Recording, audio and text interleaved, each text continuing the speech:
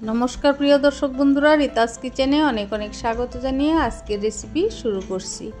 प्रथमे आमी कड़ाई बसिए 3 टेबिल स्पून सर्षेर तेल दिए दिएছি। एबार फोड़न दिচ্ছি कालो जिरे 3-4टेर मतो चेरा काँचा लंका। फोड़नटा एकटू भाजा भाजा हये आसले दिए देब आगे थेके टुकरो करे राखा आलुगुलो। बंधुरा आमार रेसिपिटी भालो लागले अवश्यई लाइक कमेंट एबं सबस्क्राइब करे आमार पाशे थाकार अनुरोध जानाच्छि।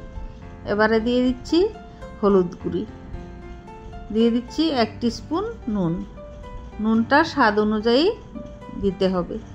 एबार एकटू नेड़े चेड़े ढेके रेखे देब 10 मिनिटेर मतो।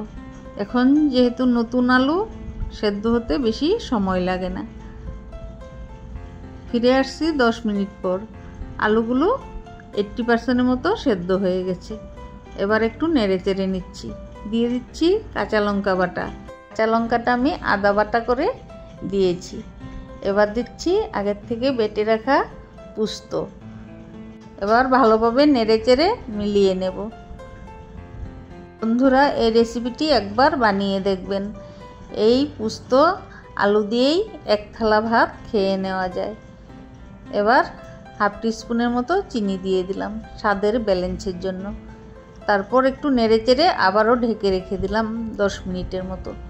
এবার ঢাকনা খুলে একটু নাড়িয়ে চাড়িয়ে আমি আধা গ্লাসের মতো জল দিয়েছি যাতে আলুগুলো একদম তুলতুলে হয় আর মশলাগুলো ভালোভাবে মিশে যায়।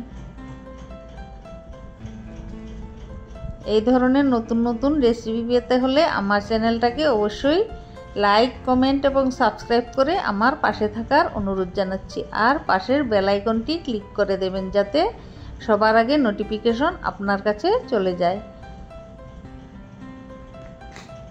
ঢাকনা দিয়ে রাখার পর আমি দেখতে পেলাম আলু আর পোস্তটা খুব সুন্দর মাখো মাখো হয়ে এসেছে।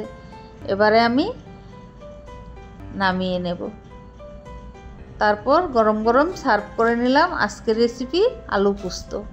একবার বাড়িতে ট্রাই করে দেখবেন। ফিরে আসবো নতুন নতুন রেসিপির সাথে। সবাই ভালো থাকবেন, সুস্থ থাকবেন। ধন্যবাদ।